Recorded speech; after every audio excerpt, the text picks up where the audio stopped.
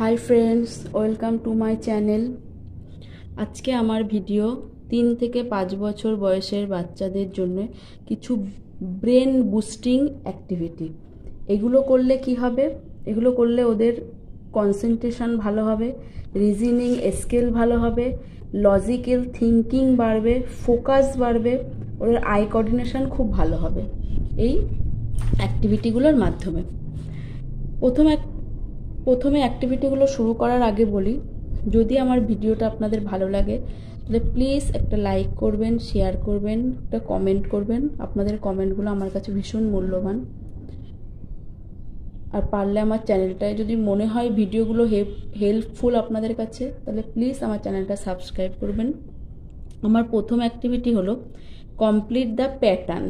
ওদের কিছু প্যাটার্ন আমি করে দিয়েছি, এই প্যাটার্নগুলোকে ওদের কমপ্লিট করতে হবে।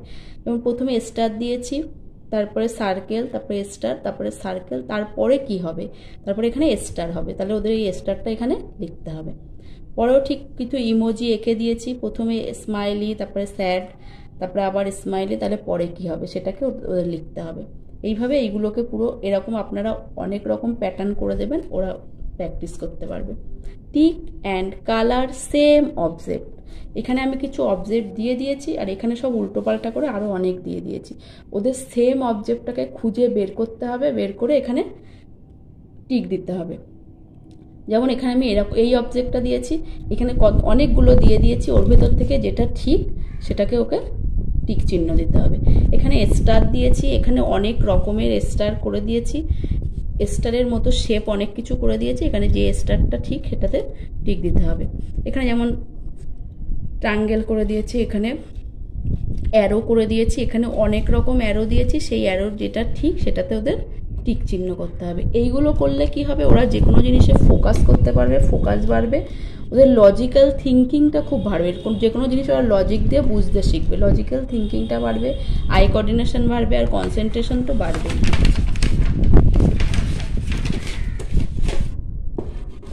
এর পরের ভিডিও হচ্ছে ফলো দ্য প্যাটার্ন। এখানে দেখুন আমি কতগুলো, যেমন অরেঞ্জ কালারে এরকম প্যাটার্ন করে দিয়েছি, গ্রিন কালারে এইরকম প্যাটার্ন, ব্লু কালারের এরকম প্যাটার্ন, রেড কালারের পাশে এরকম প্যাটার্ন। এইবার এখানে অনেক কালার এরকম করে দিয়েছি, ওদের এখান থেকে খুঁজতে হবে। যেমন এখানে গ্রিন কালারে যেমন প্যাটার্ন সেই রকম প্যাটার্ন ওদের এইভাবে আঁকতে হবে। এখানে রেড কালারে যেমন প্যাটার্ন সেই প্যাটার্ন ওদের এখানে আঁকতে হবে। এইভাবে সবগুলো করতে হবে।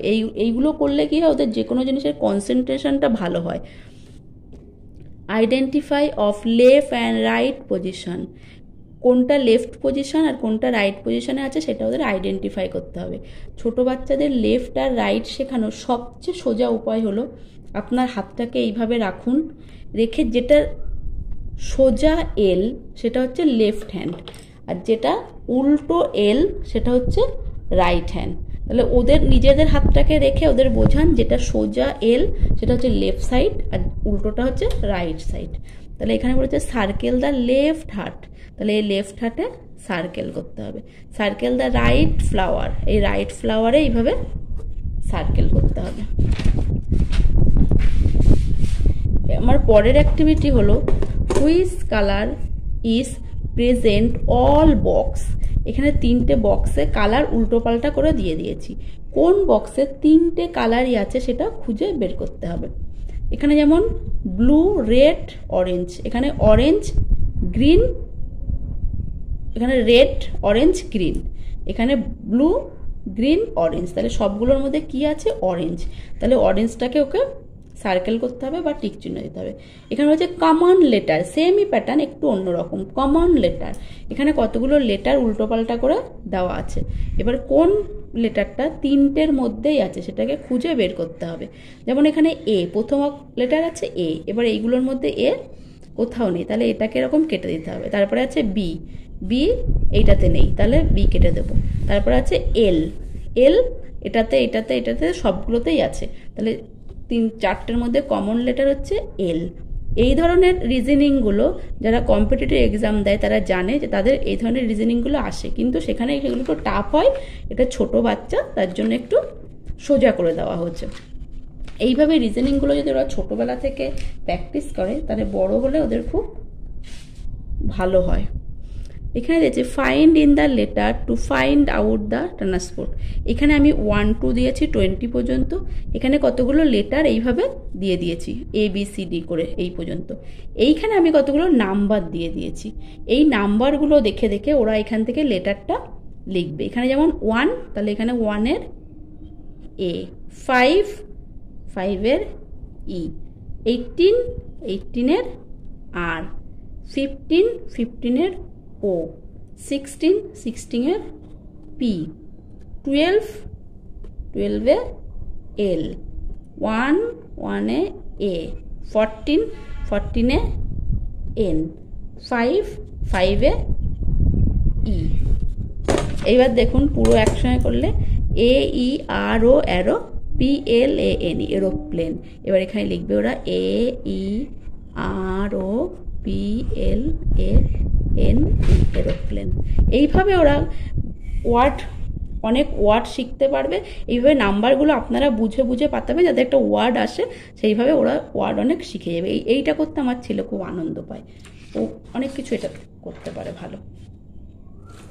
তারপর হচ্ছে cross out the letter that alphabet twice in the circle. এইখানে যে এই লাইনটাতে কোনো অ্যালফাবেট টুইস মানে দুবার আছে, সেই দুবারের অ্যালফাবেটটাকে ওদের কালার সার্কেল করতে হবে। যেমন AVSVWT, তাহলে এখানে ভি দুবার আছে, সার্কেল করতে হবে এবং সেখানে এটা লিখে দিতে হবে। এখানে যেমন SWQVWT, তাহলে ডাব্লুটা দুবার আছে, এই ডাব্লুটাকে এখানে লিখে দিতে হবে। এইভাবে অনেকগুলো করতে হবে। এখানে হচ্ছে সার্কেল অল অ্যারো, এই অ্যারো, এখানে আমি অ্যারো অনেক রকমভাবে দিয়ে দিয়েছি। যেই অ্যারোটা এই রকম ঠিক সেইটাকে এখানে সার্কেল করতে হবে। যেমন এই অ্যারোটা এই রকম। এতে কি হবে, ওরা সবগুলোকে ভালো করে দেখবে, ওদের কনসেন্ট্রেশনটা ভীষণ বাড়ে এতে। এই ধরনের অ্যাক্টিভিটিগুলো করলে কি হয়, ওদের কনসেন্ট্রেশন বাড়ে, ওদের লজিক্যাল থিঙ্কিং ভালো হয়, আই কোঅর্ডিনেশন ভালো হয়, রিজনিং স্কিলগুলো খুব ভালো হয়।